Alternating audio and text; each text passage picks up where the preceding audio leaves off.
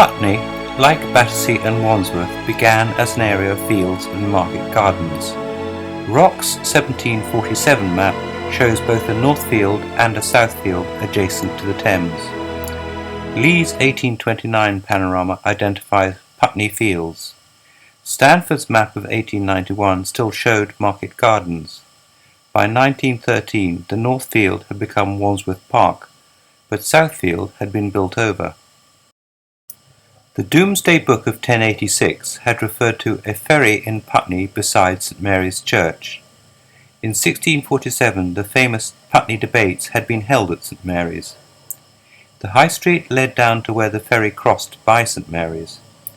Except for London Bridge, miles downstream, the only way to cross the Thames was by boat. In 1729 a wooden toll bridge was built where the ferry had crossed. Officially it was known as Fulham Bridge, with the toll house at the Fulham end. A 1792 depiction shows the bridge and the river busy with boats and fishing on the foreshore. Putney was not as industrial as Wandsworth. Much of Putney's activity focused on the river, first professional activity and then amateur. Putney was a centre for ferrymen, watermen and boat builders. Slipways made from earth and wood led down to the foreshore, where cargo could be unloaded from barges onto horse-drawn carts.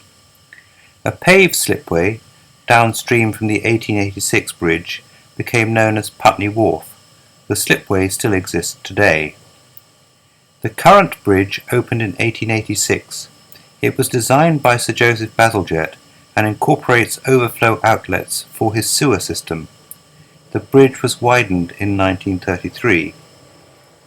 Upstream of the bridge there were public houses along the foreshore, which was a further hive of activity for Putney's professional watermen.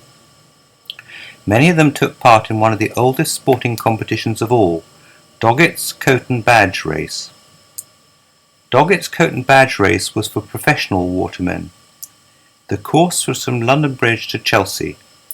Putney became popular with amateur rowers after the Oxford and Cambridge race moved onto the Thames in 1836. At first, the Oxford and Cambridge crews raced from Westminster to Putney. In 1845, the race changed to its present course from Putney to Mortlake. Then, in 1846, the London and South Western Railway arrived in Putney. Access by rail and the boat race made Putney popular with amateur rowers. They preferred it to the polluted and busy river downstream. Later, the District Line opened at Putney Bridge. This was in time for the 1880 boat race. It was still steam-driven when East Putney opened on the District Line's extension to Wimbledon in 1889. Rowing clubs moved in on the foreshore.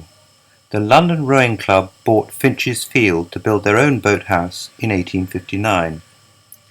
The slipway and embankment were laid out in 1887-8 as a recreational area. This favoured the rowing clubs, who formed a row of boathouses which still include a Victorian original. From 1900 onwards, residential development became part of the riverfront. Inevitably, luxury flats now stand next to St Mary's. Putney Heath, up the hill, and the common to the west have resisted development. Other forms of transport affected Putney, first horse-drawn omnibuses, then electric trams. In another instalment we will look at the other side of the river, from Chelsea to Fulham.